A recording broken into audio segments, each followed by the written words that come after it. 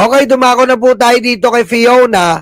Anong sabi? Sabi ng may confidential funds. Ito po sabi, alam na natin sinong kurap, pero wala pa rin nananagot.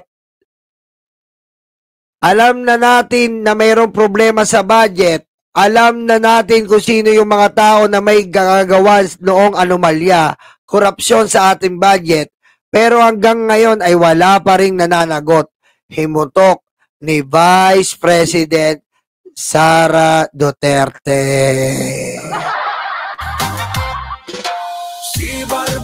Alam naman namin yon. Alam din namin na magnanakaw ka. Alam din namin na kurakot ka. Kaya kailangan kang managot. Ano sabi ng netizen? Sabi ng may confidential funds na puro alis ng bansa. Said the confidential fund queen. Naghahanap ng accountability yung umiiwas lagi sa tanong. Unahin na natin hanapin si Miss Piatos. Ay, yun CF mo ba? Paano na? Yan po ang sagot ng netizen. Diba nakakatawa to? Ang reyna ng tismosa, ang reyna ng fake news, ang reyna ng kurakot. Kung magsalita, akala mo totoo. Akala mo talaga uubra. Akala mo talaga totoo siyang tunay. Akala mo malinis na parang bulak. Akala mo anghel na may pakpak. Pero ano ang katotohanan? Ligwak na ligwak po sa katotohanan. Natatandaan nyo, pinatay niya si Gina Acosta. Pinatay niya ang mahal niyang si Sulaika Luka-Luka. Para lang hindi matanong sa Kongreso, pinatay niya. Ayun, tinakbo sa ospital. Diba? Kung talagang sa katotohanan ka, hindi niya mapaliwanag si Mary Grace Piatos. Hindi niya mapaliwanag ang confidential fund. Hindi niya mapaliwanag ang safe house. Hindi niya mapaliwanag ang amoy-amoy. Hindi niya mapaliwanag ang Maria Rivera Shell Jokno. Tapos ibabaling niya ngayon sa laptop, inimbestigahan niya daw ang laptop ni Saldico. Tama ba yon? Mag-iimbestiga ka laban sa kabilang ahensya mo? Ano ka? Ano kapag yaw mag-imbestiga? Doon daw niya ginamit yung confidential fund? Loko-loko. Ang sabi mo, binulsa mo ang confidential fund. Dahil sabi ni Gina Acosta, ibigay mo kay La Chica. At si La Chica naman, utos daw yon ni Mami Sara. Bago ka humingi ng transparency, siguraduhin mong walang babalik sa'yo. Kasi ang unang ginang na tinitira mo si F. Elisa Marcos, hindi siya pasahod ng gobyernong ito. Ikaw sumasahod ka ng 350,000 monthly, pagala-gala ka lang. Sila'y mga bading. Anong ginawa mo? Barbie. Ha? Anong ginawa mo anong ginawa mo? Mas pinili mo na Mas pinili mo na mamasyal kesa tulungan ang ating mga nabagyo. Ilang beses mo nang ginagawa yan? Sa Karina, sa iba't ibang umate ng kasal, nag-Taylor Swift, nagpatato sa Baguio, nagpunta na naman ng ibang lugar. Yan ang susunod yung Pangulo. Mala-animal. Walang puso para sa bayan. Walang puso para sa Pilipino. Ni hindi niya mamura ang China. Ni hindi niya malait-laitin ang China. Bakit?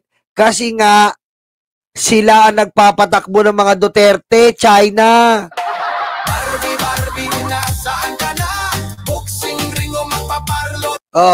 Kaya hindi magtagumpay-tagumpay ang mga distab nila kasi etong mga kasunduluhan ayaw. Pag naupo mga Duterte, balik tayo sa China.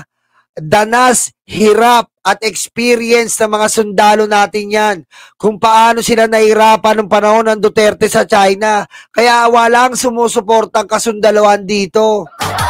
Di mo ba alam ikaw ang nagamo?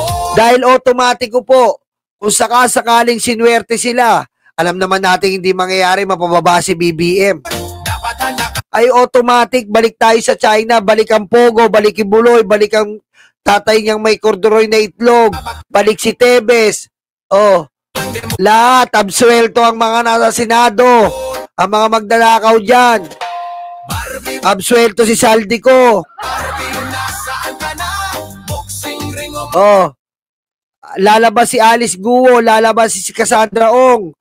Uuwi ko sa bahay ko yan, si Alice Guo at si Cassandra Ong. Pag nilabas yan, Alice Guo, Cassandra Ong, doon ka sa bahay, ha? Maglinis kayo. Gusto ko, pag uwi ko, naka-mini skirt lang kayo, ha?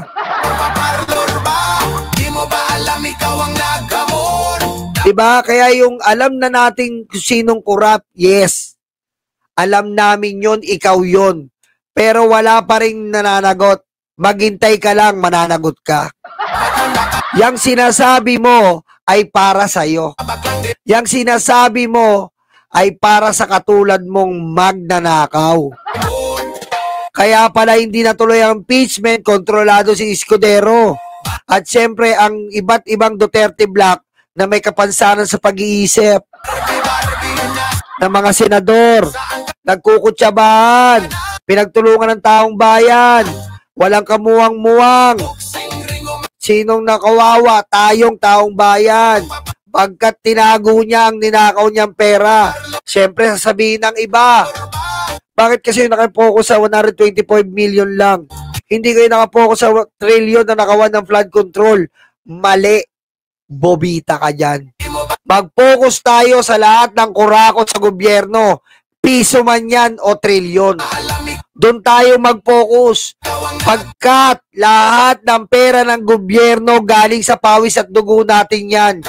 Wala sila dapat tinatangay. Wala sila dapat binubulsa. Dahil tayo nagpakapagod yan.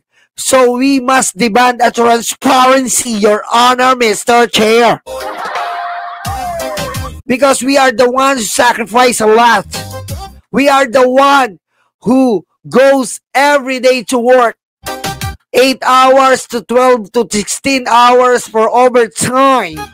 Just to take home money that not even so big to provide our beloved family.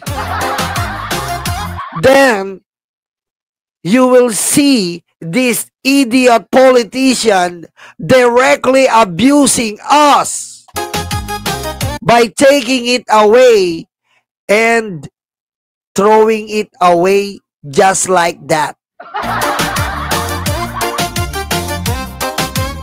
Kaya, mga kababayan, piso man yan o trilyon, katulad nung kay Sara, 125 million man yan o ilan man yan.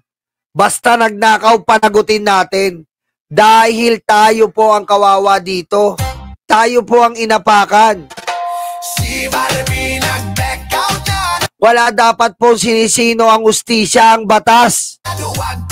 Hindi porket ganito, ito lang ang sa flood control. Pati ang confidential funds na yan, asikasuhin yan. Everything is liable to the law if you abuse your position, Your Honor, Mr. Chair.